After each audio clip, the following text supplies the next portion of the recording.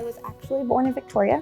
When I was a few months old, we moved to San Antonio with my brother. I have a brother who's 1 year older than me. My mom got started abusing drugs. She had since she was 16, but she stopped when she had me and my brother, and then she just kind of fell back into it. We just kind of like raised ourselves. And then when I was 12, she went to jail. She was there for 2 years, and I just kind of like bounced around. I was with my grandmother, I was with my birth father. I actually met him for the first time.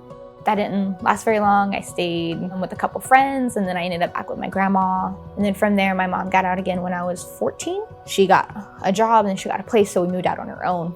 At the time, my brother didn't come back down from North Carolina with me. He wanted to stay there with our father. I didn't, so I came back here.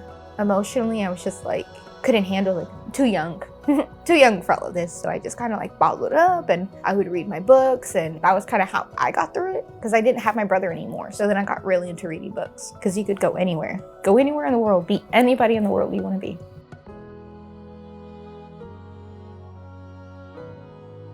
I was in a kinship placement, which means I was with a family member or a guardian, and then I was in 2 foster homes. I ended up staying at the last foster home for about 1.5 years. To me, the system was very, very frustrating at the time, because like they choose where you go, they choose where you live, what you're allowed to do, who you're allowed to talk to. You have a list of people you're allowed to talk to on the phone with. A lot of times it just takes away your control, and then you get really frustrated because you want it back, and you'll do just about anything to get a semblance of control. I don't think they understand that we were in control, and then in one day, in 1 hour, all of that was stripped away. Our friends, our family, our lives. Like even if my family is dysfunctional and crazy, they were what I knew. That was my environment. I could handle it. But then going into a new environment where I didn't know anybody, I didn't know anything, I didn't have my family behind me, it was scary.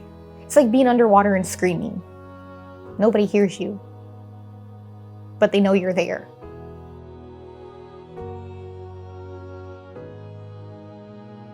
You have to understand that even in the craziness and chaos, I knew exactly what was going to happen. I knew what was going on. I didn't ever second guess. I wasn't ever scared because I was so used to that. And I think understanding that and giving us that time to kind of adjust, and then I think explaining to us. Like I know whenever we would go to a new foster home, we'd sit down at the table and the foster parents would tell us all of the rules. Never told us why they were the rules, but told us all of the rules and expected us to follow them. Older kids were at this age where we can talk to you, we can understand. And I think being on the same page and allowing them a little bit of reassurance and just a little bit of that, you know, we do this because of this, I think honestly can go a really long way.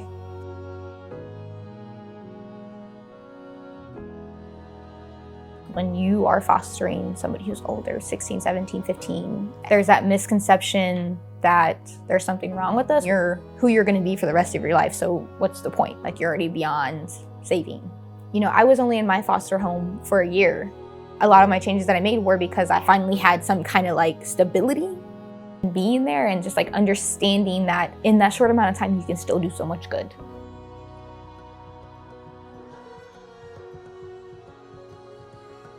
If I was going to be a foster parent, some of the qualities that I should have are patience, understanding, determination, because we're going to push some buttons. All foster kids are going to push some buttons. We're still trying to figure out who we are and what we're doing. Having the right kind of personality and the right kind of people taking the kids can do so much like good, because like if we know that we're wanted, that goes a long way in empowering us. And when you feel good about yourself, when you feel confident about yourself because you have all of these people behind you, the sky's the limit.